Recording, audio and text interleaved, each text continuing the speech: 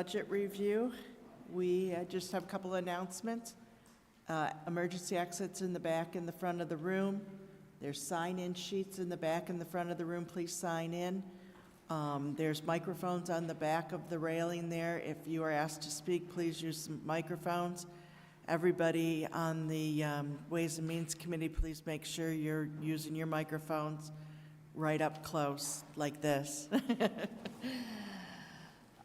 Restrooms are either in the back office or down on the third floor. We are starting this morning with facilities management. Archie, would you like to come on up?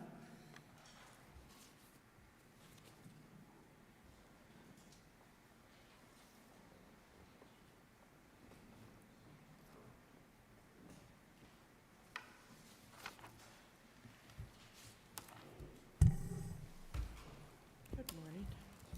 Good morning, folks. How are you this fine day? If I may, I'd like to start with just letting you know that we believe we're on target for balancing this year's budget. With a couple of minor transfers within my own budget. I think we're on target to do that again, as we have other years.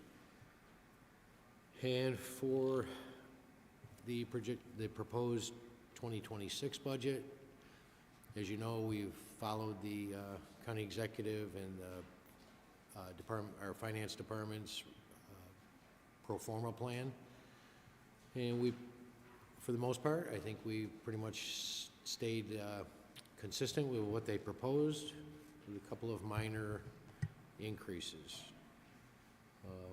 Our local dollars for next year are $8.425 million, and minor increases are in our supply line, specifically HVAC supplies. We're asking for a little bit more in our 960 account than we did last year. That's due to inflation and some strategies where we believe we shouldn't be borrowing for some of the more substantial repairs and replacements that are not truly capital investment, but HVAC replacements and repairs they've just continued to stay on a steady increase. We have asked for 3 additional positions this year in the skilled trades, and we have asked for a plumber, an electrician, and a mechanical maintenance systems worker.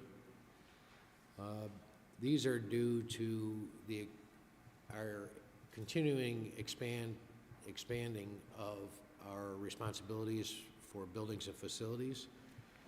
We haven't had a skilled trade staffing increase since 2012, and since then we've become responsible for the E911 building, emergency communications, the Hillbrook Juvenile Detention Center, Carnegie building, emergency management's Emergency Operations Center, Board of Elections, the amphitheater, and MBT Stadium, as you all know, is now larger and more involved than it was before. I mean, it's a great facility, but it's causing us a little bit, more effort there. So we've asked for those skilled trades divisions, or we've asked for those additions in the skilled trade division.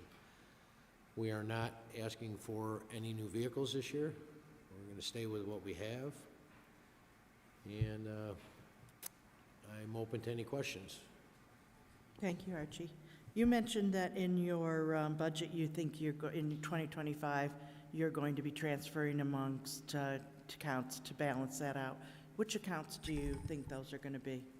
Well, Karen can let you know, but we found some savings in a couple of accounts, and they're just going to Move it over. Do you move know over to what Karen, accounts? Karen can tell us right now. It'll be the 410 account and the 413. Okay. Oh, yep, use your microphone. Sorry, bud. Okay, It'll be the 410 and 413 account. perfect. Under provision for capital, you've got about $300,000 more. What is going to be done in there? So, as an example, roof repairs, right? I have many buildings that are at their end of useful life. I know in the capital plan, we have a roof replacement at the Board of Elections building. Well, we have unrelated repairs that, and partial replacements, just because several of the buildings are at the end of their useful life with the, with the roof system they have now. Over the last couple of years, we've experienced, every year up to $100,000, in specific repairs, because they're not cheap anymore. And we do expect that we're going to encounter a few of those. Our HVAC systems, still, with all the buildings that we have, and, we have quite a few. We have 13 downtown buildings, we have 21 parks, and we have 6 standalone outlying buildings. It's a lot of buildings and varying degrees of useful life of HVAC systems. Today's market continues to increase, and I think it's more appropriate, and so does our management budget office, that we don't borrow against the capital, and we pay out of pocket. Sure. We pay with cash. Your maintenance, utilities, and rents is up a little bit too, more than usual. What is coming out of there or what do you see that's mostly increasing? Not just utilities, is it rents and? So, rent's a little bit, utilities a little bit, the supply line, it's just, construction supplies are outpacing, the normal consumer cost index increases. Okay. Can we get a breakdown of exactly what is coming out of maintenance, rents, and utilities so that we can see that? Sure. Okay. I can get that, I can have her send that to you. One of the big pieces in the maintenance, utility, and rent is actually the STEAM school that we have to carry for just a portion of the year. Yes. That's the Okay. major increase in that Yeah. line. Okay. Most of the other things, there's the normal contractual increases, but that's the bulk of that increase Okay. there. It's really, So, thank you, Chrissy. And Thank you. And Yep. that eventually is expected to be reimbursed through the lease payments when they actually start. Okay. In your grant line, you've got 50,000 for overtime wages, and then you've got it's kind of miscellaneous revenue. What is that grant that That's is for the coming? amphitheater overtime. Yeah, okay. We have to have that appropriation in there to have the overtime, and then Okay. we're paid back by the venue. So I it's- see. it gets, how that's it gets zeroed out. Okay, I get that, yep, perfect. What else have I got? Just the progress on the STEAM school, a So little as- update on that. we have 4 or 5 months to complete. We have 4 or 5 months of work to complete yet. As you know, they are operating. The intent of the district was for a freshman class this year, freshman and sophomore next year, freshman, sophomore, junior. They don't want to introduce students in the first 4 years that are not in pace with the 4-year acclimation. So each new round of students is going to enter in through the freshman class, and they're operating now. And, that was all very positive this year, but we still have a few things to finish up. And we've got some work to finish up on the 3rd floor.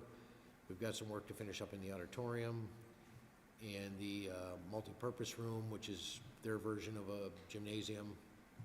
Those are pretty much the 3 targets that need to be accomplished, and we expect around February. Okay, good. And I know in the capital plan, there's money in there for renovation of the 3rd and the, is it the 3rd and the 5th floors?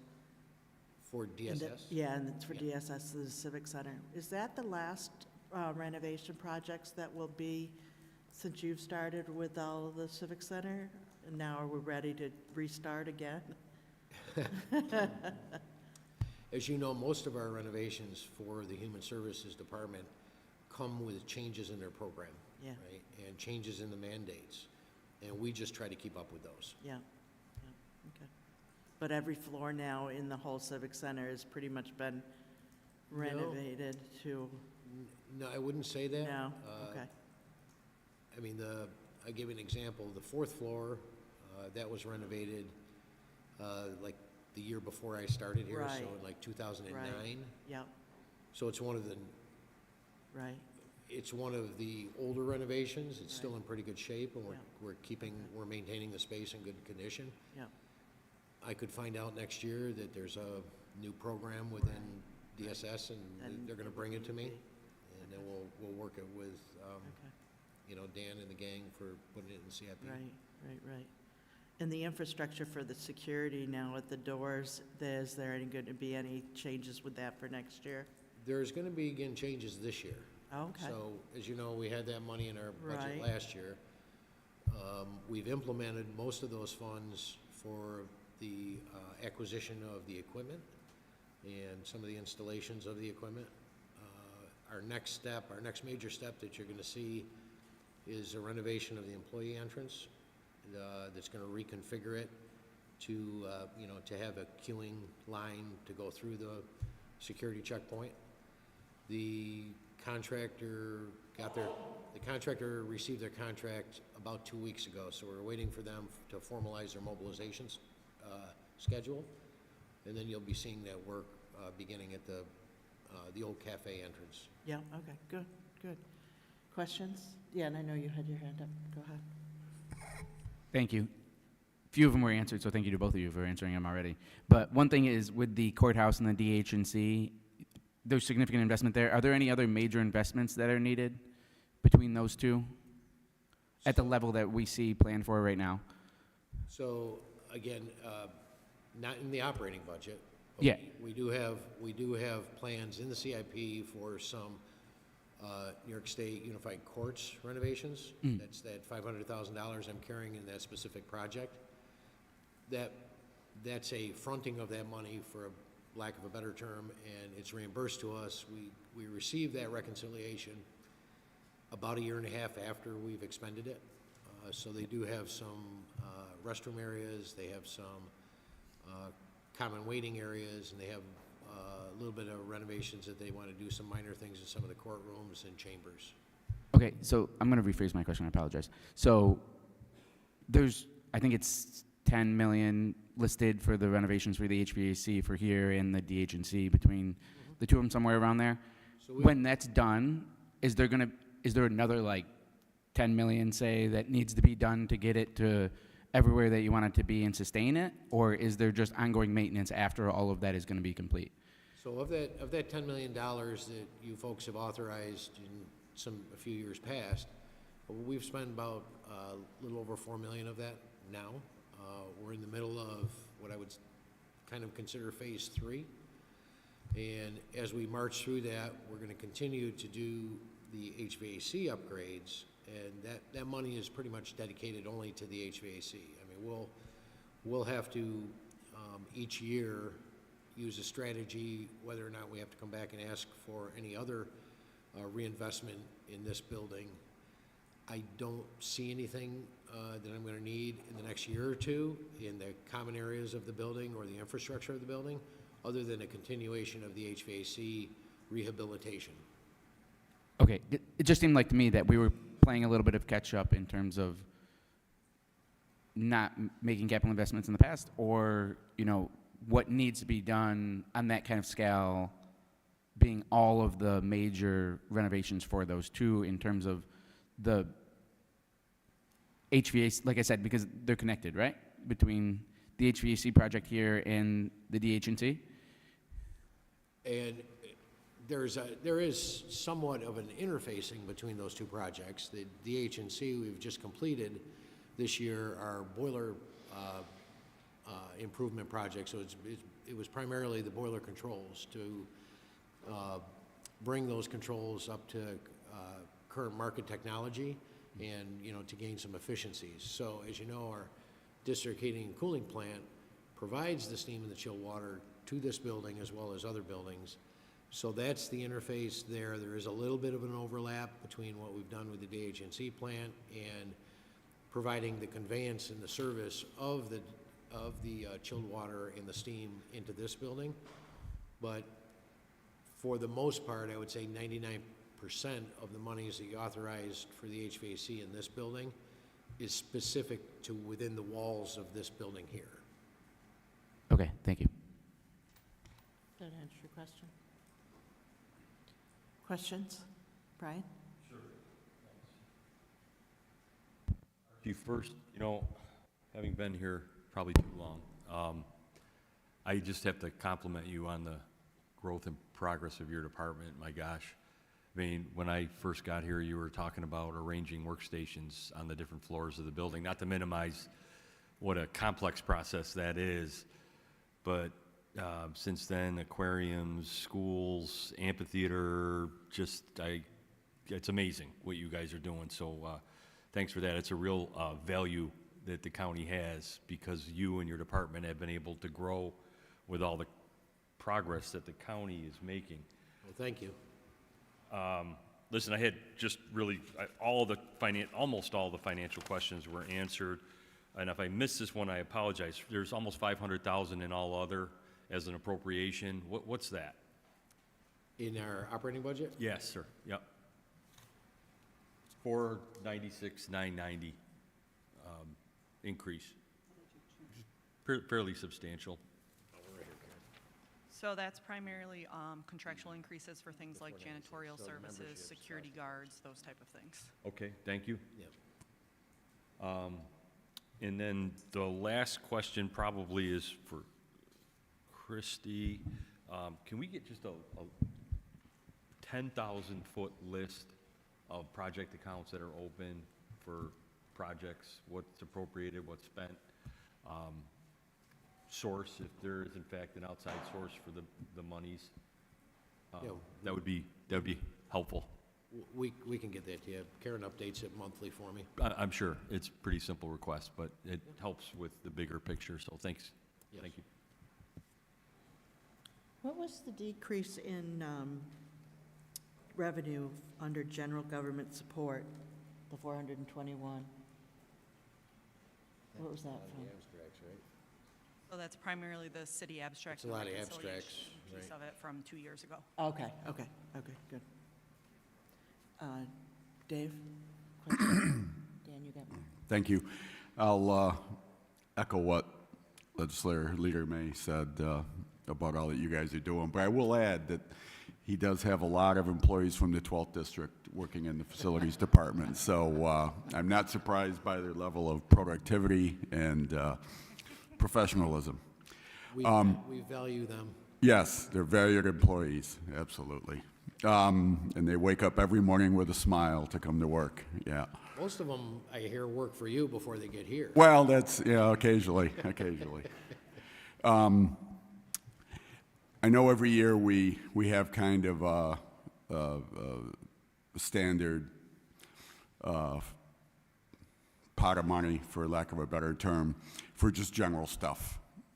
And I know we had the same thing at parks for just general improvements around the parks, and they increased theirs this year just because of what's, the materials and things like that.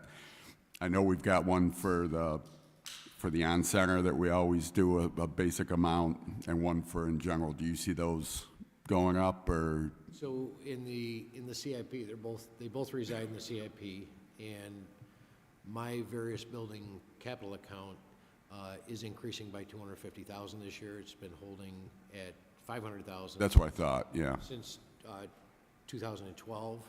So as we see these increases cause us to avoid a few costs that we would normally, have in general replacements and some improvements. We did this year in the CIP propose an additional $250,000, so we're asking for $750,000 to be. And that's for the general for everything? Yes. Okay, what about the on-center fund? So that is still holding at $500,000. Okay, thank you. Any other questions? No? Okay, thank you, guys. Thank you very much. Okay, next up is Department of Transportation. Breakfast pizza back there.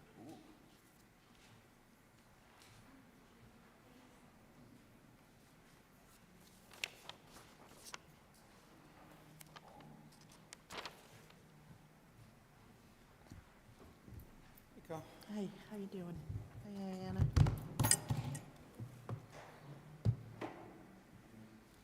You got a new deputy? Well, I wanted to introduce him, but they're yeah. shy, I guess.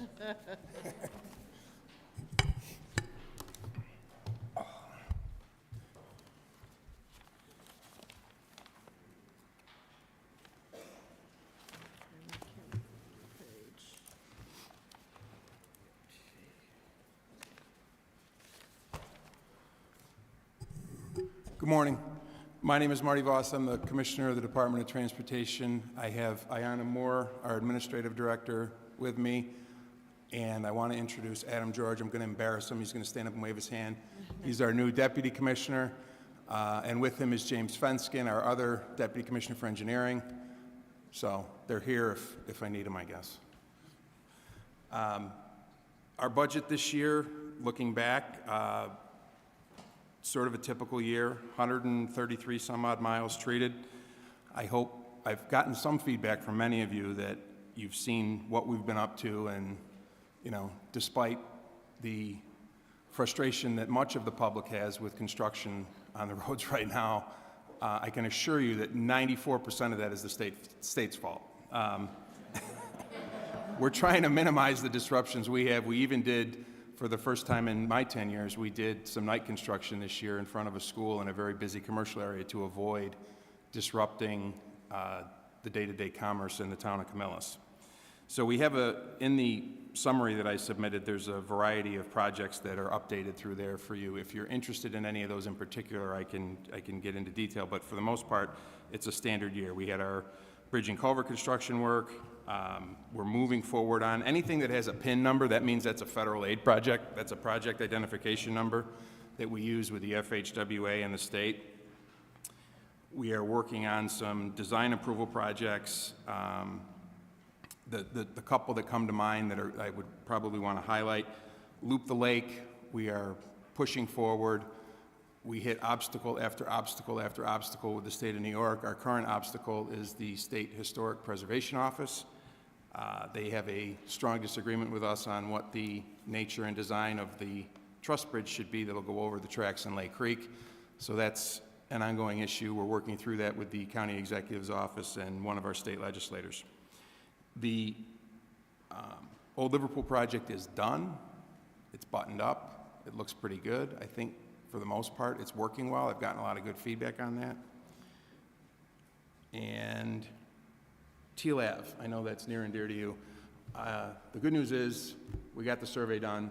We're now going through the design process with the consulting engineer, looking to probably have some public information meetings this fall to get some public feedback on the design, because as you know, that's a 4-lane, Yep. kind of a highway right now. People use it at high rates of speed, but there's a lot of fixes to be made to avoid some of those conflicts if we decide to narrow the road a little bit so that the businesses through there can have actual parking stalls instead of parking in the right-of-way, which really isn't safe. Right. So we're working through that now, and we're going to take the time to get some public feedback so that we know what will and won't be appreciated in terms of a design. We will close 2025 within budget. The changes in this year's budget are primarily due to, the only increases are due to the contractual increases in the union pay scale, and then the annual step increases in fringe. Our cash for capital is $2.5 million, and we always budget chips at the baseline because that's sort of a Steve Morgan thing, like always assume the worst until you have good news. And we know we're going to get that baseline amount. The last few years, the state has been very generous, I guess is the word, or they're spending a lot of money anyway. So we've had more than we budgeted for, but we typically like to know what that number is before we bring the work plan to you folks in April. We don't want to say we're going to spend something that we don't actually know we're going to get. So that's why our budget is, today we do our base budget. Our actual work plan will be developed over the winter once we know what the funding streams are, and then we'll bring that to you folks when I come back in April or March. Staffing levels are okay. I checked Friday, our head count's at 159. You know, we have 215 authorized positions. I'd love to get closer to 200, but it's not easy right now. We've done a lot to try to make things better for the employees, you know, between the facility improvements, the raises. We even bought them hoodies last year. It's very, very difficult to recruit and retain people in the current economic climate. But Ayanna works on it every day. She did mention to me in the car on the way here that we really, really need mechanics right now. So, Dave, if you could do your magic. We have a number of state and federal projects that we're advancing through the work plan. We'll get into more detail about that in the work plan presentation in the spring. And then obviously our core responsibility of taking care of snow and ice in the winter. You know, we feel like we will do what we have to do with what we have. We will make do and we will get the job done one way or another. We are renewed with all the towns and villages for our plowing agreements for, I believe, 2 more years. And there's a minor increase because of that. And then our state contract, obviously, is still active as well. So that's going to be interesting this year. The interesting part is taking care of the roads that we plow for the state when they're under construction. So typically you don't see construction in the winter, but because of the way the contracts for the 81 project are structured, there's actual financial incentives to them to work through the winter. So they can do certain things in the winter, like tearing down bridges on South Bay Road. Where's Tim?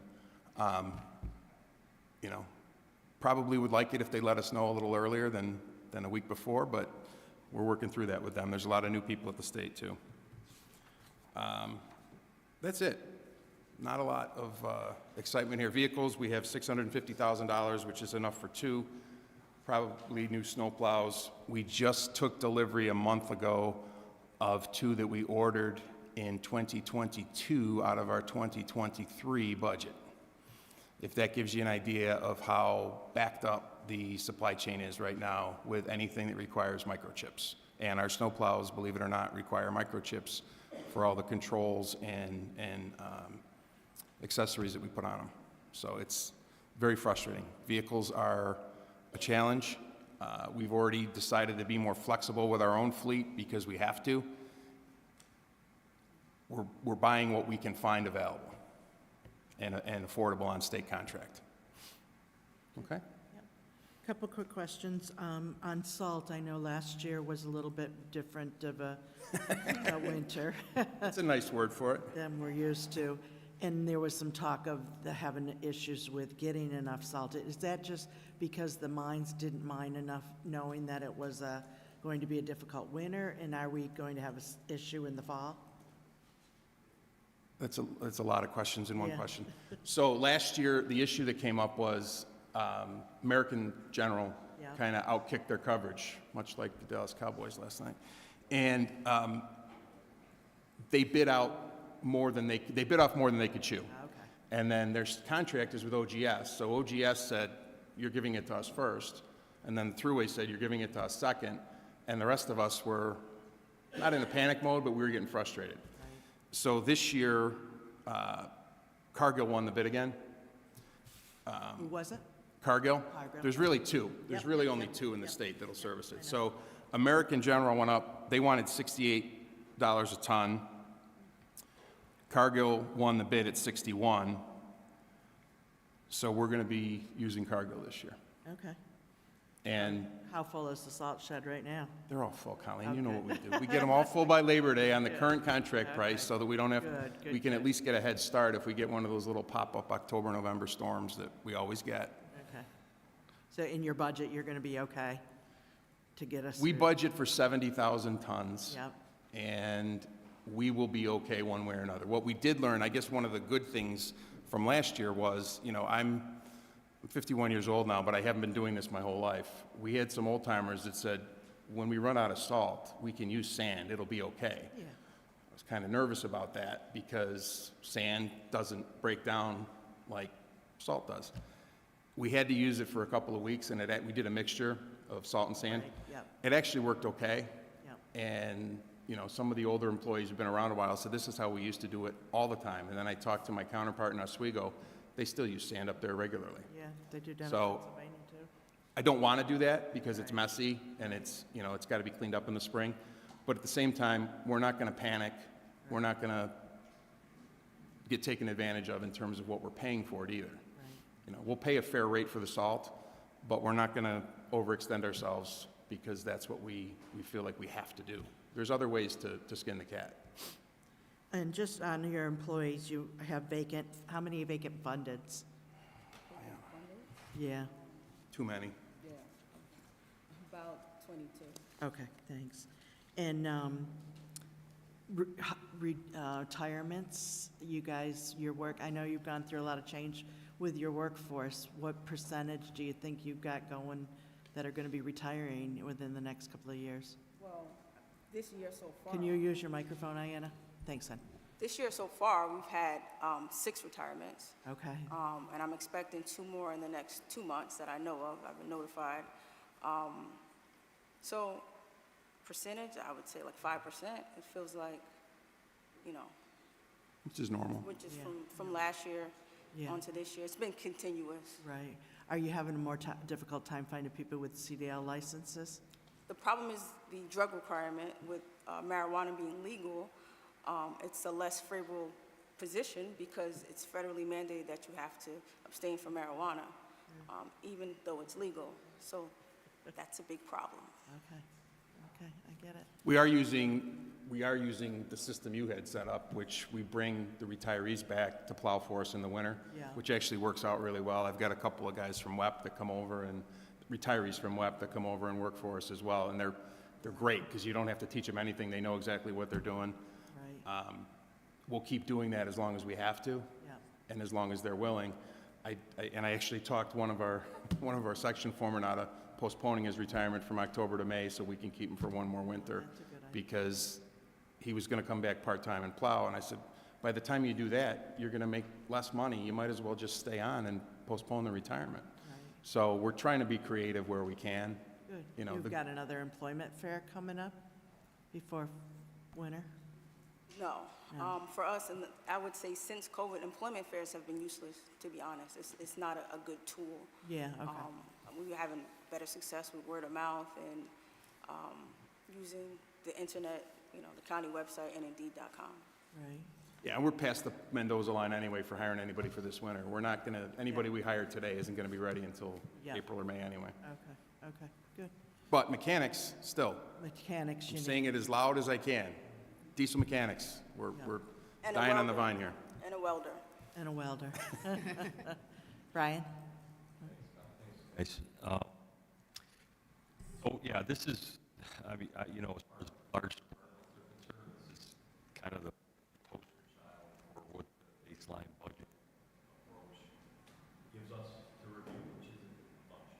Right? We've talked about the problems and issues.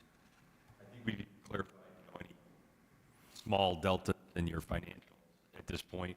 The one thing I want to ask you, Marty, if you could, though, is just go back to the provision for capital, and I don't know if it's a Marty or Christie thing, but just to talk about this strategy behind it. I understand you're going to come in conservatively until you have a better sense for outside chips. Totally get that part. But we are down $3.5 million from last year. So what's the, can you explain it just a little bit more? There's a balance, in the work plan, there's a balance of federal, state, and local dollars. And when we do a federal aid project, 85% of every dollar, 85 cents, is from the federal government. A dime is from the state, and then a nickel comes from us. So we have to maintain a cash level to cover the local share of those big-ticket projects, those $5, $6, $7 million bridge projects, things like that. In terms of paving, we're in pretty good shape right now. I would challenge any of you to show me a county road that's not in, at least an 8 or a 9. That's kind of where I was going. You know, I felt like, okay, something's got to be different because historically. well, and remember too, right after COVID, we did, you know, we did that aggressive get everybody back to work paving program where we did almost 200 miles in 1 year, Brian, which was, you know, double what anybody had ever tried to do before, and we got it done. A little bit of it spilled over into the following year, but You know, and then we had another $5 million infusion of cash from the COVID funds to offset what we would have had to borrow that year. So every year we kind of balance, what do we know we have from the feds? What do we think we're getting from the state? How much cash do we need to make sure that we've got our share covered and we can pay our share of these projects? And then how much do we really need to funnel into paving? And at this point, we're in pretty good shape in terms of our network. You know, we've got 800 some odd miles we're responsible for. Not a lot of potholes you're going to find. Right, and, you know, over those last few years, you know, we not only got ahead on that, but we got ahead on a lot of things. You know, which is why we're not seeing perhaps the equipment requests that we've historically seen, things of that nature, you know? So, yeah, I mean, like I said, it's a great example of how the baseline can work and be adjusted from and be pretty clear overall what's going on with the department. So thanks for that. Well, we're kind of reaping the benefit of those investments of the last, I would say, from 21 to like last year. We were very aggressive, which is good. We should be. Dan, you? Yep. I know you're good. I just want to stay in that provision for capital line. I think I understood what you just said, but it goes from the 12 that was adopted to 18 in the modified. Can you just talk about, I know it's based on the assumption of what we're going to get, right? So does that mean that we got more than we expected? I can jump in. It adds in the federal aid after that. That's why it jumps up, yeah. So it's when they come back over with the New York State actual awards, the provision for capital goes up and so does the revenue. So they're one for one. So as we get more state aid money in, that provision for capital goes up and so does the state aid revenue. Okay, so it's that both of them went up, not, we needed to put more in to cover that 5% or, okay.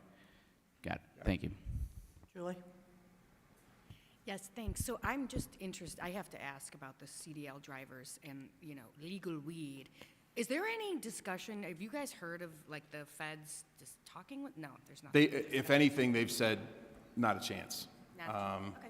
I mean, in the federal motor carrier law is very strict, and I don't see any, especially with some of the things, the accidents you've seen in other parts of the country, you know, that tractor trailer in Florida, some of the accidents we've seen in Texas, and even around here, some of the trucks I've seen out on the road getting stuck in the winter with the condition that the vehicle's in and the condition that the drivers are in.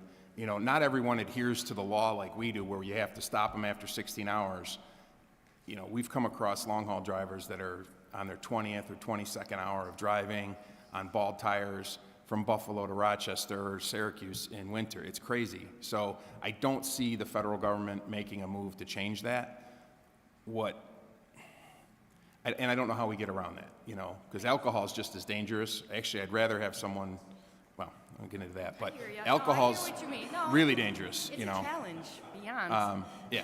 So how many CDL drivers how many people are we down? Like, I'm looking, like, how many? CDL drivers, about 15. 15 right now? Okay. And I want to compliment you on your awesome communication. You had mentioned Genesee Street, very busy in Camillus. West Jenny, you got Lowe's, you got McDonald's, AT&T, Dunkin' Donuts, Walmart. So it was a very disruptive, or could have been disruptive, but you communicated with the town leaders, which allowed everybody to go communicate with constituents. You communicated with me. I appreciate it because I know I got some calls, I'm sure you did too. It went quick and it's awesome. It looks Thank great. you. So thank you for that. Yeah, thank you. Well, I knew if I didn't, I was going to hear from Joy Flood pretty quick, so. Joy sounded the alarm on her She newsletter, starts and at like an great 11, day. so I wanted to be ready for that. Thank you for that. No, Deja? First of all, I want to say you're absolutely right. I drive the county a lot, and it's a lot of paved roads. Thank you for that. Colleen, you've been on the road asking all the questions. I had the questions about the salt. Hopefully, we won't have a lot of snow this winter to utilize all that salt. I'm praying for that. Thank you. But how many mechanic jobs are you down? We're down 3 mechanics and 1 welder, 3 mechanics heavy equipment mechanics. and equipment mechanics? And the welder that's who gears up the trucks with all the accessories, the plows, the wings, all that stuff. So that's just as vital, and they still need a CDL too, right? Correct. Thanks. That's the question I had. Did they still need a CDL? Yeah. But we do allow them to get their CDL at the end of their one-year probation. So they don't have to come in with the CDL. Ayanna has been very creative with working with the personnel department to figure out ways to make those jobs, to move some of the roadblocks and barriers for people so that we can get someone who's got maybe a passion or an interest in working with their hands in the door, and then we'll train them up from there and get them their CDL. We just need them to pass a drug test. That's the biggest obstacle that we're facing now. We've made it as streamlined and as straightforward and as simple as we can, but that drug test is still an obstacle for us with, it's across every socioeconomic category. It just is what it is. You know, it's legal, it's accessible now, and people, it's recreational now. So, but not if you want to drive a truck. I know OCC, I think they took over the NTTS program. Are you working with them? I notice on the back of those NTT trucks, it says program of Onondaga Community College. Yeah, I didn't know that I OCC think that did was it. Yeah. recent. There was another establishment that had that after NTTS. Yeah. I tried early on. I met with the owner of NTTS, and actually Ryan McMahon and I went out there and talked to him, and I asked him about a training program, having like a pipeline, and I'll never forget the way he looked at me and started laughing. When they graduate somebody, they already have them lined up with UPS, FedEx. They have contracts with all these companies. That's who pays for the training. Yeah. So Pepsi was one of them. Yeah. He said, that's adorable that you think we're going to give you county employees from our program, that these guys are going to make $80,000, $90,000 a year, first year doing Right. heavy over the road. So Right. that's why we've kind of figured out that we had to grow our own and teach our own. Right. If we can find people who are willing and able and aren't a regular user of marijuana, then we can train them ourselves. Well, you would think somebody that was going in that field would know that that's not acceptable and that they, you know, can't do that, but, and then you're changing your work titles. You're not having issues with WEP any longer where you're losing people? No. No, good, good. I mean, I lost one really good one, but Yeah, other than up at I the picked up management. another really good one though, too. But you stole one from them, Yeah. too. Well, I told them first, though. I didn't just do it. Okay. Any other questions? Questions? No? Okay, thank you, guys. Thanks, everyone. Next up is health.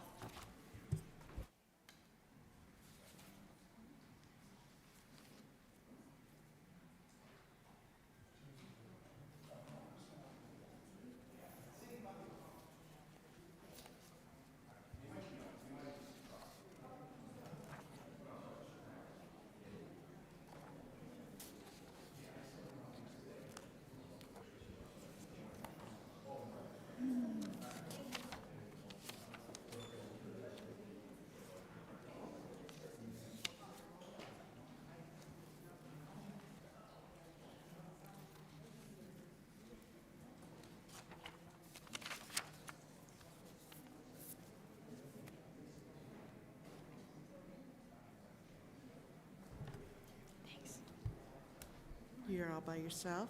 All by myself. Okay. Give me a minute to find your page, Sarah.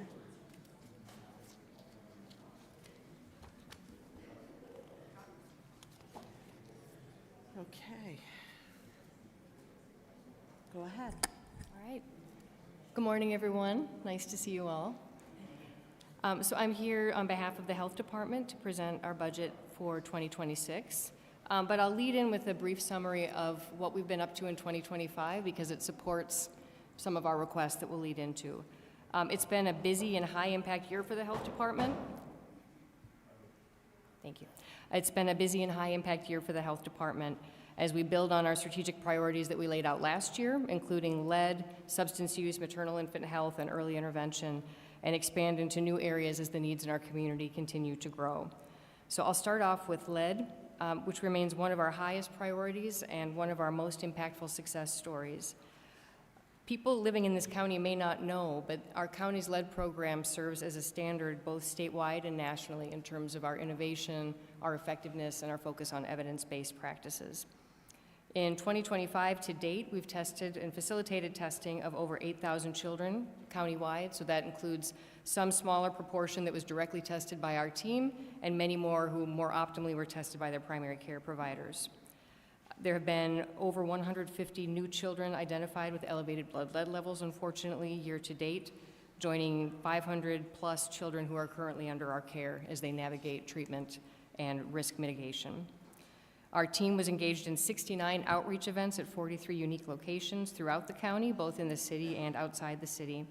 And we are translating now our materials into more than 15 languages to support our growing New American population.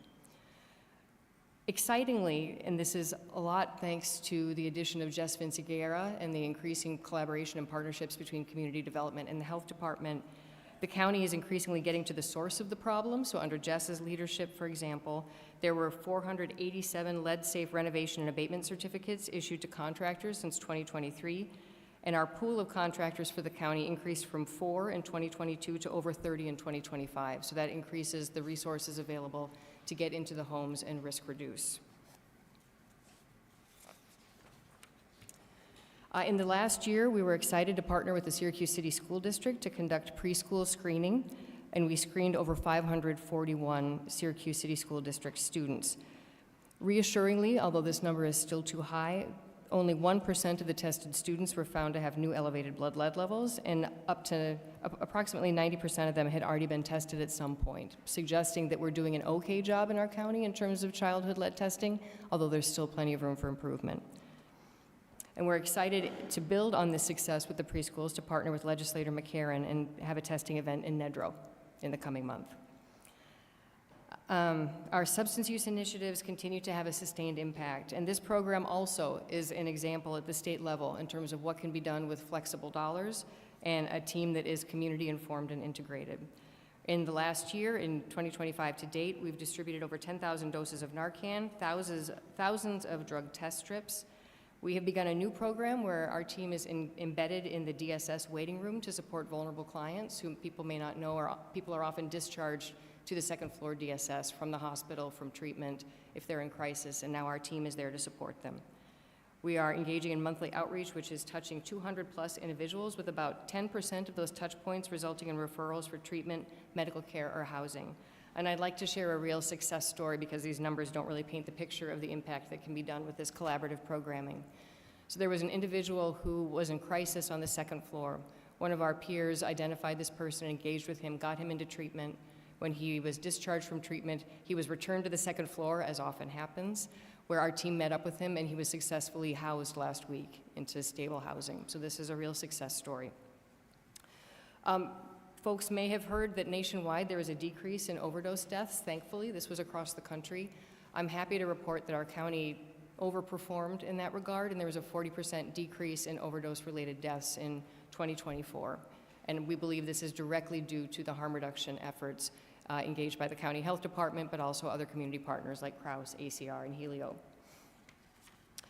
This team has put forward new, strong collaborations. As I mentioned, these transition points are very high-risk places for people who are in crisis, coming out of the hospital, coming out of treatment. We are now partnering with Probation, Justice Center, Family Court, and SUNY Upstate to increase referral pathways at these critical transition points. I'll touch on Special Children's Services, which is a high-priority program, and as everyone here knows, unfortunately, it's a challenged program at the state and at the federal level in terms of wait lists, in terms of provider capacity. Overall, the numbers of children served in early intervention and preschool has increased since COVID and been more or less stable, with a slight increase going from 2024 to 2025. Increases in rates, as well as the slight increase in numbers served, is reflected in the increase in the budget line for our Special Children's Services. Waitlists remain an issue for both early intervention and pre-K, which is a real problem because the evidence shows that if these children are enrolled in services early, they have a better chance of a better outcome. Unfortunately, there are also notable disparities in service provision and waitlists in children who reside in the city. In 2025 and going into 2026, our priority will continue to be on increasing the local provider pool, and I'll tip my hat to Jenny Dickinson, who's leading our Special Children's Services team, and really engaging with the local providers, trying to identify what some of the pinch points are in terms of streamlining services, identifying which children can be served effectively, and increasing flow-through. One of these examples is that Jenny and her team have implemented innovative approaches, including biannual provider recruitment webinars to try to recruit recent graduates and get them excited about EI and pre-K. Maternal infant health, our WIC program continues to serve over 100% of our target caseload, making it one of the few WIC programs in the state that consistently surpasses targets, maintaining active recruitment and high-quality service despite them being at this high level of service. I'm happy to report that Syracuse Healthy Start successfully secured renewal of our 5-year HRSA grant, which will continue to focus on supporting mothers and infants in under-resourced Syracuse neighborhoods. Finally, I'll touch on our clinical service, which continues to be an area where the demands on the health department and the need of our community continues to grow. For example, immunizations delivered, in particular to school children who are at risk of being excluded from school, tripled from 2023 to 2025. With year-to-date over 1,500 children being vaccinated by our program. We also implemented a homegrown program to facilitate access and care for new Americans, with 2024 having more refugees than ever arriving into our county, and with gaps in their care emerging in 2025 in terms of service navigation, access to care. So as we now pivot from that to the 2026 budget, what was put forward addresses critical infrastructure needs, workforce development, and service expansion to meet growing community health demands in these priority areas and others. Looking at personnel adjustments, which have no local impact, these focus on operational efficiency and strategic upgrades, including creating a public health social worker 1 position for the Bureau of Disease Control. So as individuals are coming in for STD testing, women's health, TB, they can be linked up with social work supports. Increasing our data analysis capacity through creating a public health analyst 2 position, increasing administrative support in our lead programs. In special children's services, we're excited to be creating 2 senior public health social work assistance programs, which will help build a ladder for those who are more experienced to be taking on more leadership positions and helping drive and streamline these important programs. We will be doing environmental health restructuring, in particular of our land development section, which will generate significant operational savings while also meeting the realities of recruitment and the need to kind of bring people in and train them up through more entry-level positions. This also is reflected for environmental health in upgrading the weights and measures inspector positions. These increases will be offset by increased fee revenues, which I'll touch on briefly. So all of these personnel impacts are offset by state aid, which is a 30% payback from the state, grant funding or net operational savings, or in some cases, the fees that will be brought in by these changes to the fee schedule.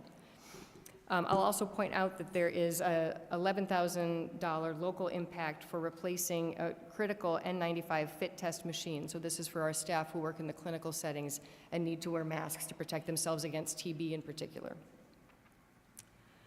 I'll briefly touch on the fee schedule changes that are being put forward. In the medical examiner services, we are proposing to change the language for the fee associated with something that is ruled a homicide to be the fee for something that is considered suspicious, because the workup for all of these cases is the same, and you don't know if it's a homicide until you reach the end of the investigation. So appropriately increasing the amount of reimbursement for suspicious cases. In weights and measures, we are increasing the fees associated with scales, now to be $20 per scale, and dual dispensing petroleum pumps. This is up to the New York State maximum.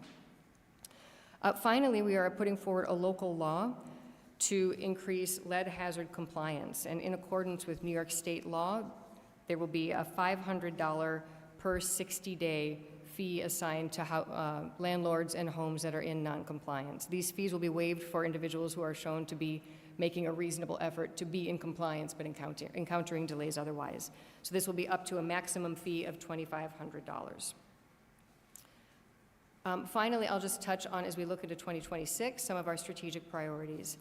So we are very excited and appreciate the support of the legislature in putting forward permissions for us to partner with SUNY Upstate on the academic health department and how that will increase our local preparedness. I'm happy to speak more about some of the exciting opportunities there.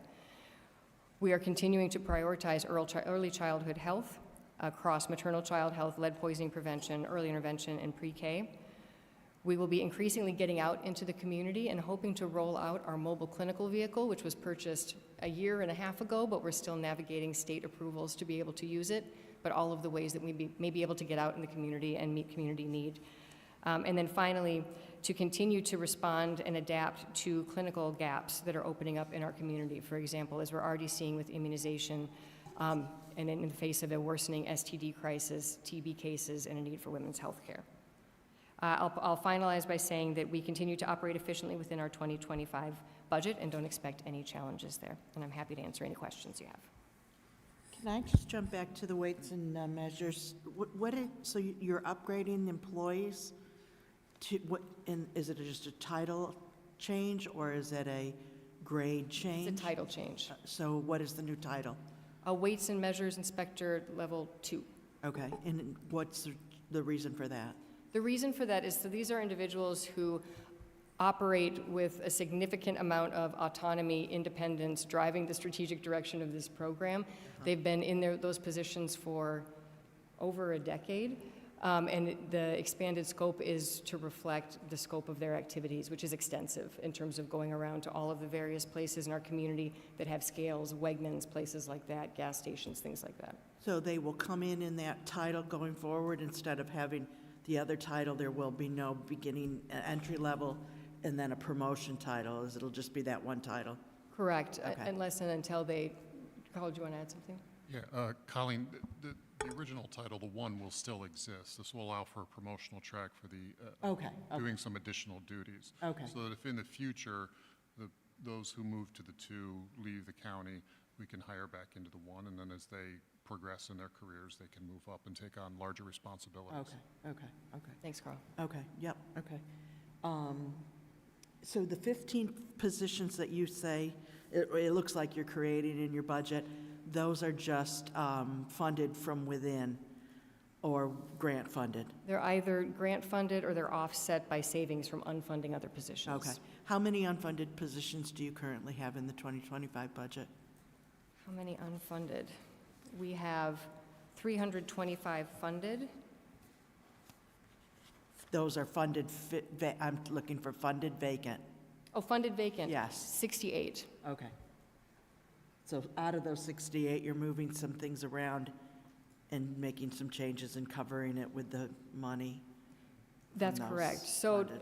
just as Marty was saying, it can be very challenging to get the right people into the right positions with Yes. changing needs. And so this is to kind of adapt and pivot to what we think we need. For example, bringing a social worker into the clinic. Right, yep. The local law that you mentioned regarding the lead compliance, who or what portion, what part of your budget and personnel will enforce that? So that would be our environmental health team Yeah. that does home inspections, working closely with law Okay. to find and bring to task landlords who are not being compliant. Okay, I like that. Questions? Dan? Thank you, Dr. Anderson. So following up on that, what's the thought process behind the $2,500 limit for that fine? That's the maximum allowable through New York State. So previously, we did not have a local law that allowed us to take advantage of what is allowed by New York State, and we're increasingly seeing the benefits over the last few years, which is intuitive, of being able to work with landlords first and partner with them. And then if there are places where there are children at risk and we really need to hold people accountable, this is another tool in our tool belt. Understood. And I know that we've been doing a lot of testing and focusing on the lead testing. Are we trying to encourage school districts to require the lead testing to move along that, increasing our testing rate? That is something that we have discussed. That's a decision that's out of our control. It's something that other places have done. I believe in New York State, but certainly in other states where that's a requirement on school entry to have lead testing. We're finding it to be very productive, even to be kind of exploring what is possible. The pre-K testing was a first step towards that, and this testing in NEDRO, where we're going to be looking more specifically at children who missed their prior tests, is going to be a bit more of a streamlined, focused approach. So through all of this, we're really grateful for the opportunity to be working with the school districts and figuring out what works for their flow and helps us identify all the kids who've not been tested. Understood. with preschool intervention coming from the county, do you know why, or can you help me understand why we're responsible for the pre-K intervention, but school districts are responsible for the kindergarten? Kindergarten's not required, right? Pre-K is not required. Both of them aren't required, so. That is a question I can't specifically answer, except that it is managed by New York State Department of Education and managed by the Health Department. There's been some discussion about if that's the proper place for it to be situated, but it remains where it's situated now. And we do get payment back from the state, similar to our Article 6 funding, that helps support the cost of those programs as well, but not in full. Okay, and are there preventative measures that we're able to invest in to help reduce that cost later on? Maybe like things or even earlier interventions that can happen from families, things like that?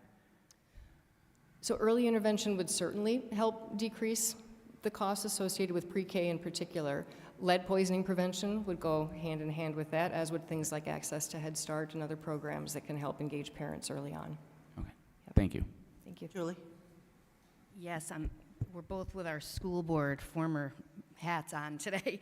Now, it's such a challenge, the provider pool for CPSE and early intervention. I have to shout out to Legislator Cody Kelly, who several years ago advocated and led the charge, and we then increased our reimbursement rates for CPSE. I think it's a great effort, but at the same time, it clearly isn't making a huge impact in anything. It might have been worse if we didn't do that. But the state recently increased 5% reimbursement, or for, what is that, an additional monies for early intervention providers. And in there, and correct me if I'm wrong, there's a piece where if you're in a high need area, and we were just talking about the challenge of the city of Syracuse, getting providers to those children. So will we qualify for that? And could our providers get an additional money to the 5%, and do you think that would help? Are you aware yet of what they're going to do? Thank you for asking that. Yeah, so we've been waiting with bated breath to see when and if that 5% overall and 4% for underserved areas may go forward. My understanding is that it is still with CMS, Okay. pending approval at the federal level, and it's urgently needed. So the federal feds are involved in that as well? That's my understanding. Okay, I didn't realize. When and if it does become approved, my understanding is that underserved area can be somewhat loosely defined, and certainly the city of Syracuse, I would think, qualifies as an underserved area when it comes to EI and pre-K. And I can tell you, I mean, you look at Spafford, I mean, I can just tell you, people don't realize our rural areas, it hits the same way. All right, that'll be interesting. And then can you just give okay, so during COVID, we know you've got kids that were in early intervention and CPSE simply because they weren't, they're delayed because there wasn't socialization, because they didn't have in-person learning. Are there any trends or anything you know about showing that may drop off at some point as we catch kids up, or? That's a good question. So I think that we would start to see what future trends may be by looking at early intervention, right? Because these are the younger kids who would have been born after the height of COVID.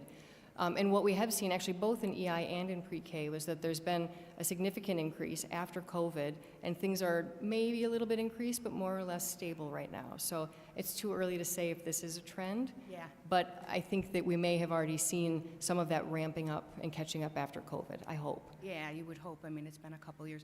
All right, and then my last thing is, in your best estimation, what could solve that problem? In terms of, I don't know that it's recruitment. I mean, I think, these are people that come out of school with the same college debt, and in cases, doctorates, that then are not necessarily paid what a doctorate would pay in another field or profession. Are there people that are still interested in these fields, or is it just private practice because you get reimbursed at what you're worth, or?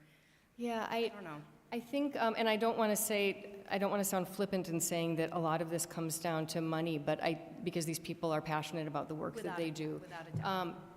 But I do think that the rates are an issue and an area for state-level advocacy, as are the challenges of, the best practice model for both EI and pre-K outside of center-based programs is to have home-based provision of services. And to find people who are willing to kind of navigate that in contrast to working in a school. I get that that can be a challenging lift, especially when the rates aren't necessarily significant enough to call you out of that. Right, and I don't think environment. you're being flippant at all. The reality is if you're a provider that has several people that work for you, you have to pay your employees. Right. And if it's months and the rates are low, it's not, I mean, you have to survive, so. In a stable and streamlined way. There you go. Yeah. And you can be as passionate as you want, but, you know, it's also has to be fair, so. Okay, Yeah. thank you so much. Thank you for your questions. Questions? Dan? Last one. So how does the current federal situation impact uncertainty in your budget, if at all, or what you do? So we have a significant, I'd say we're somewhat unique in the county in terms of the amount of grant money that we bring in. And it's a mix of state-level money, pure state pass-through from the federal government, and pure federal government. At present, we have not lost funding on anything. We're watching some of this quite carefully.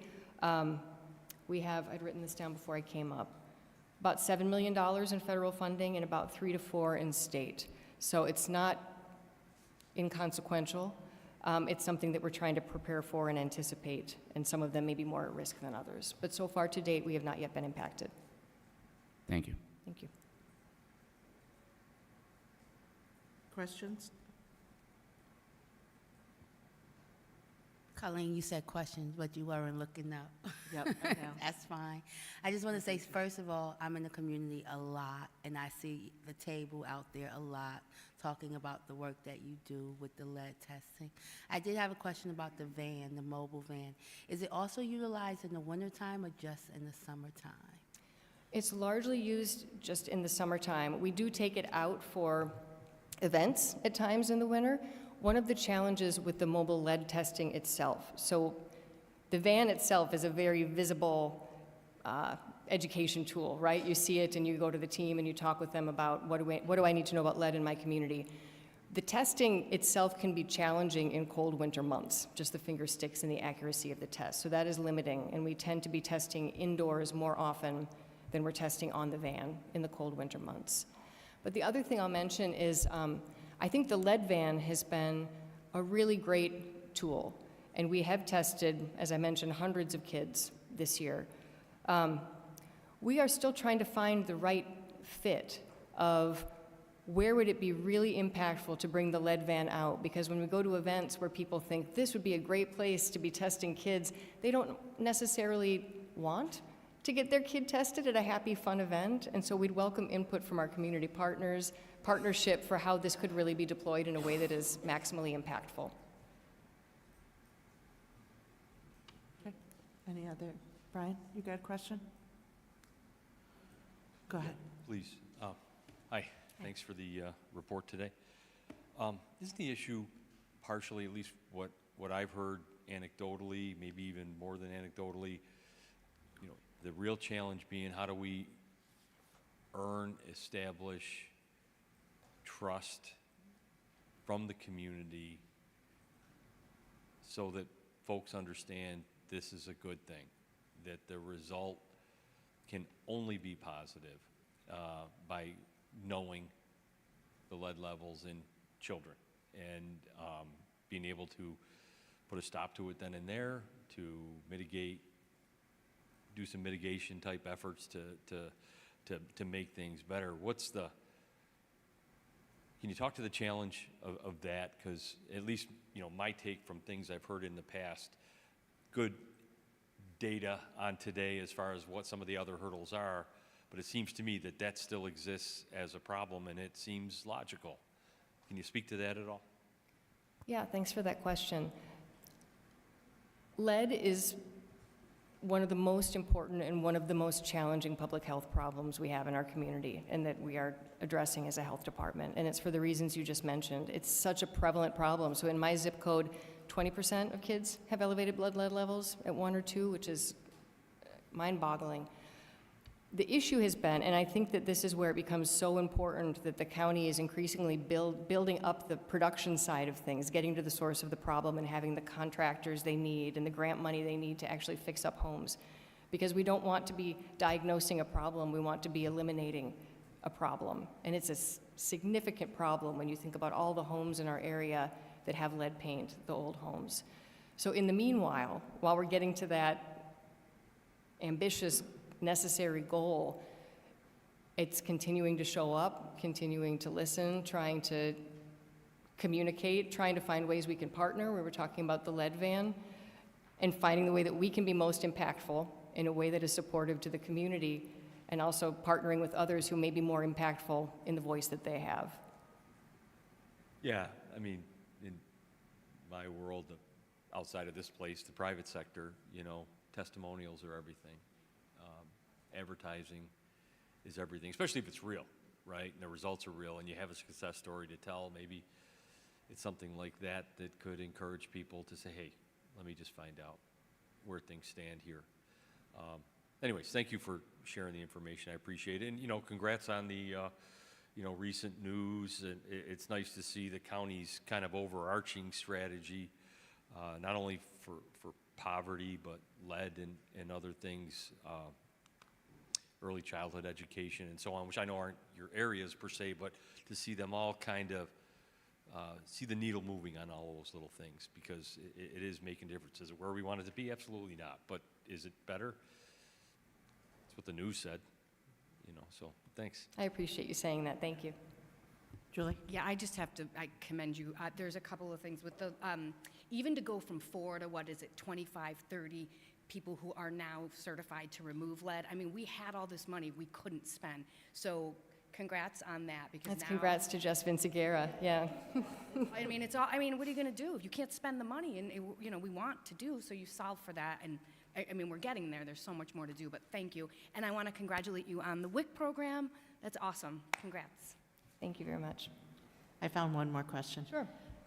Is there any money in the budget for the Lyme and tick, either education or testing? Not in our budget, but I'd say that they remain very impactful programs for our county. Okay. Both the tick testing lab at Upstate as well as the CNY Tick and Lyme Alliance and the education they provide. Okay. Could you make a recommendation to us as to how much you would feel we should fund in for both of those programs? I know there's nothing in here, and we've been talking about them for a couple of years now, but if you would make us a recommendation on that, that would be great. Okay. Follow up now or right now? What's that? Right now or in a Oh, follow-up? no, if you Follow want to look back, yeah, follow up That with sounds us good. on something like that, okay? Okay. Any other questions? Brian? Okay, how did it break down last year? Well, this year? With the As far tick as testing program? The way there was 100,000, I think, in your budget for that. Which way went to the lab, which way went to Yeah. the Tick Alliance? So last year, it was 100,000, and we broke it out to be 75,000 to go to the tick testing lab, 25,000 to the CNY Tick and Lyme Alliance. And I think the maintenance of surveillance is really important, because there's no resource like that anywhere else in the state, and it's really important for our preparedness. I will say I was at a CNY Tick and Lyme Alliance summit last week, and they're really unique in our region in their capacity to bring together all these siloed different stakeholders and really make a difference. So they're doing really good work, too. Are we seeing that the state maybe is looking to engage more in this and provide funding for the educational purposes on this at all, or no? Not that we've seen. No. We continue to reach out, for the lab, we continue to reach out to other counties and try to bring them in. Right, I knew you were doing that, yep. Yep. Okay, good. Okay, any other questions? No, we're good? Thank you. Thank you. We're going to take a quick break, okay? What time is it? Let's say 10 minutes. And then we'll have economic development.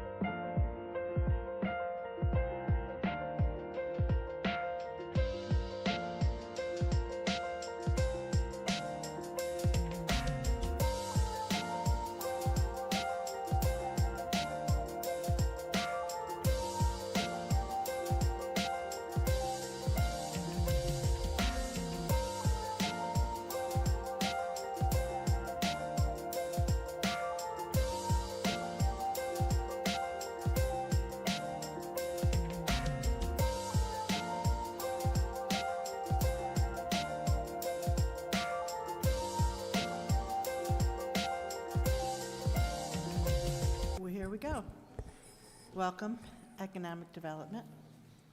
Thank You you. can go ahead and start. Very happy to be here. Yep. Good morning. Nancy Lowry from Economic Development and my colleague. Go ahead, say your Dave, name. make sure you turn your mics on. There you Hi, go. my name is Nate Stevens from Economic Development. So a few highlights this year. We've been continuing working with Micron on the draft environmental impact statement. That's been a real heavy lift for the office this year. We have a new initiative, the Onondaga County Opportunity Fund. And we continue to work with companies to engage in business development and are trying to develop our supply chain, our Central New York a semiconductor cluster. As far as our operating expenses, nothing has really changed dramatically. So happy to answer any questions. I have a couple of questions. Let me just see if I can find them. So in the grants budget, under professional services and all their expenses, there was something in 2025, and those have gone away. What were those grants? What was that? Do you know what that was? Did you know what that? Oh, I'm sorry. So in their grants budget, under professional services and all other expenses, they had amounts in there, and now they're gone under the modified. Yep. What was that? So the professional services, or the $275,000, is the ag fund. Okay, So it will go back, and you'll see that in actually 2026 modified, because it's in the transfer to grant account.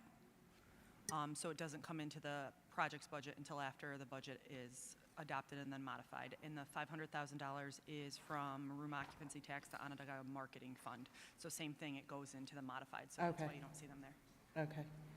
And then under their,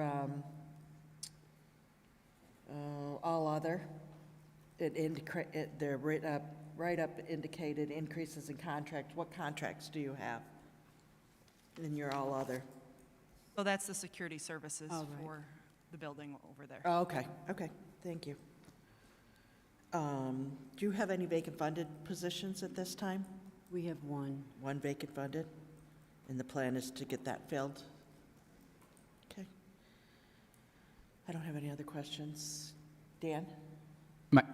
My question is I believe it was roughly 27 million for the land purchase for the suppliers. Wouldn't that fall under economic development, or can that be seen somewhere else? In county general is where you'll see that one. County general? Okay. Thank you. Julie? Ryan? No? Any other questions? Okay. You're all set. Thank you. Well, thank you all. Like spending time with you guys. Always good to see you, though. Yep.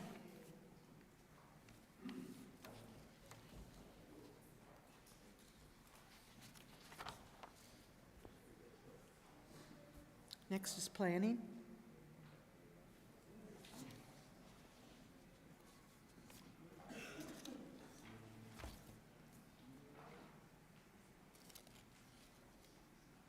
What page is planning?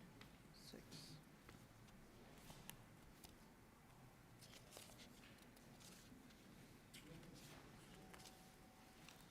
Hello, how you doing, Troy? How is everybody? Good. Yeah, I never know whether it's, Doing really good. Okay, you want to go ahead? I never know whether it's good to be the last one or even the last one before lunch, but here I am. Good morning, thank you. I guess just to start off, we'll end we'll end 2025 within budget, and our 2026 budget will allow us to continue as proposed our planning implementation work across the board with all the programs we've been working on, from agriculture to greenways and blueways to our GIS program. We want to just look at some of the highlights of 2025 and what will go into 2026. As we continue to work with the Ag Council and the Ag and Farmland Protection Board on implementation of the Farmland Protection Plan, different grant programs, and in partnership, and I point this out because it just happened this weekend, in partnership, we plan and host the On-Farm Fest, which was this past weekend. I mean, you couldn't have bought better weather for it. Most importantly, there were record or near record numbers of people showing up at the 11 farms throughout Onondaga County to really get an education on agriculture, see what agriculture is about, and really understand it. And hats off to Dave Knapp, because he's the one who helps drive a lot of this. And I don't want to sound like a paid commercial, but I would be remiss if I didn't point out the Lafayette Apple Festival is October 10th and 11th. He tells me it's the largest event in New York State. I'd like to propose an increase in the salary for the Director of Planning. Yeah. But just highlighting some of the other components of the planning department, you know, we continue to work with municipalities on updating their comprehensive plans. At this point, we've allocated about $1 million or just over $1 million to roughly 13 or 14 municipalities to assist them with updating their comp plans, and most importantly, or at least as importantly, update their zoning regulations as well. The county hazard mitigation plan has been submitted to DISHES for comment. We'll get those comments back, refine it some, and eventually we're expecting final approval by FEMA in 2026. Planning is underway for the Federation Planning Symposium, which, as most of you probably know, is an educational event of sorts to get planning board members, zoning board members in to get their hours of education that they need to participate and do their important work on those boards. In 2025, we had 250 to 300 attendees attend it, which was a great turnout. Housing Plan Phase 2 is underway. We're expecting a final report probably first quarter of 2026. But it is underway, and it's taking a more micro look at the opportunities in housing and how we capitalize on those. The Lysander, Baldwinsville, Van Buren, LWRP is well underway, working with those towns in the village of Baldwinsville to highlight the assets that we can bring forward along the Seneca River. The Greenways and Blueways Master Plan, the consultant has been selected. It's Colliers who will work with us to kind of develop the outlook and come up with the implementation for a countywide Greenways and Blueways program. And along with that, the county executive has put just over $1 million into a grant program to assist municipalities and not-for-profits with kind of jump-starting some of those programs. So far, the town of Camillus, village of Camillus, and village of Skinny Atlas have been allocated funds. You know, we've received more applications, and we'll be getting more of that money out into the market to really get the designing, planning, construction, and implementation of those greenways and blueways underway as quickly as we can. And then we've recently released a RFP for a Safe Streets for All, a Complete Streets Vision Zero plan, where we received approximately $450,000 in federal funds to actually do it. That's on the street, and we're waiting Actually, I take that back. It's come back. We've received 5 submittals or proposals from qualified firms, and we're going through those to grade them. And the plan is to, you know, certainly with Marty and DOT to take a look at those high volume intersections where there's crashes, where there's accidents, where there's interactions, unfavorable interactions, and really look at novel ways or approaches to fixing those intersections. And with that, I would take any questions. Questions? Julie? Yes, so I love, you know, we see you a lot with Blueways and Greenways out in the great District 6. So I just wanted to ask about the $1 million, and if you can just get a little more in the weeds on that. What are you looking to do? Like, I know the ones in my district, we are shoring up stream banks, protecting our drinking water supply, forever green spaces, et cetera, but So the $1 million grant program, or $1 million+ grant program, is really to kickstart some projects. And, you know, there's the blueways and greenways, trails or water trails, as well as, you know, you have the recreational end of it and the ecological end of it, which is to really protect some of the aquifer areas like you see with Shotwell Brook and that sort of thing. The idea is to, I mean, ultimately we want to see these pathways are constructed and implemented. So, but a lot of that right now is paying for the initial planning, design, and engineering to get it to a point where it's not just an idea, where it's actually on paper, and then we can assist the municipalities or not-for-profits with searching out grant funds to actually implement.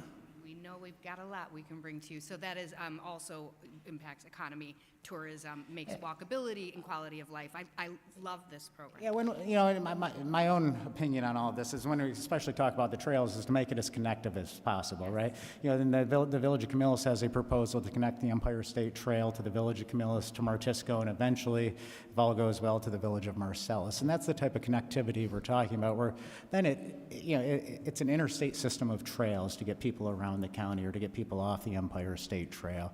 That's really what we're looking to do. Just a quick question, in your grant budget, you've got the $2 million. What is that offset by? Is that federal or state revenue or grant? Is that Christie? It's primarily federal. It's the money that goes over to the CNY Regional Planning Board. Oh, okay. Okay, CNY Regional Planning. Okay. And you've got on here for CNY Regional Planning that you've identified implementation funding? Or you're working on? You're working on. Oh, for the okay. regional market? Yeah. Yeah, we've been working certainly with them overall, just looking at different grant sources, as well as we've been working with Empire State Development as part of that as well on a grant program they have. Okay.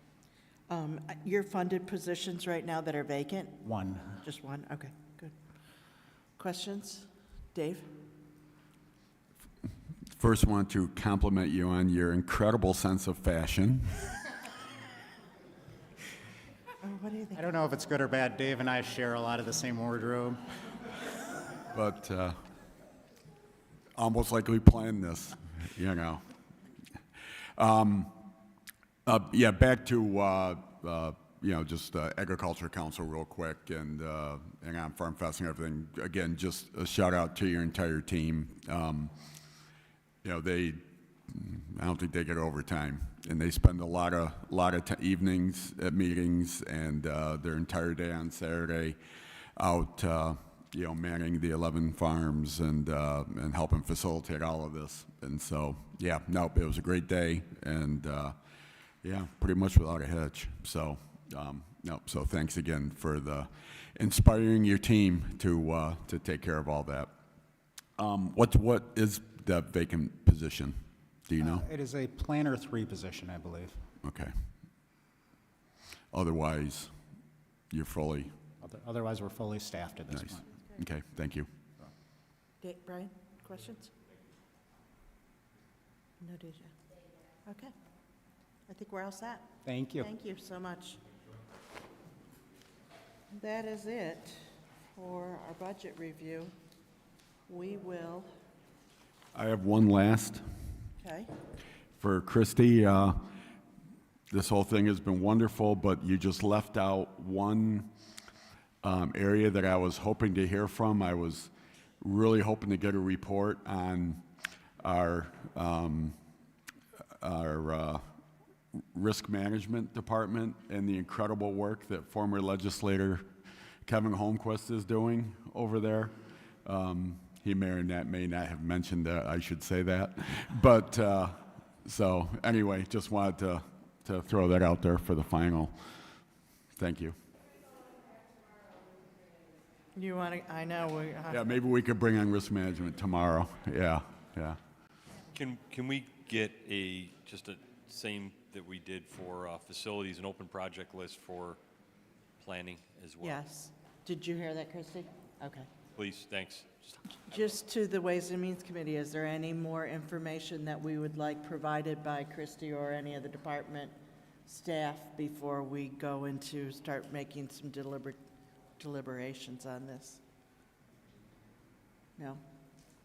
If we think of anything, we'll reach out. Okay? Thank you, guys. Thank you for all your time. And we will meet back here on Friday, September 26th at 11 o'clock for the final Ways and Means report. Okay? Thank you.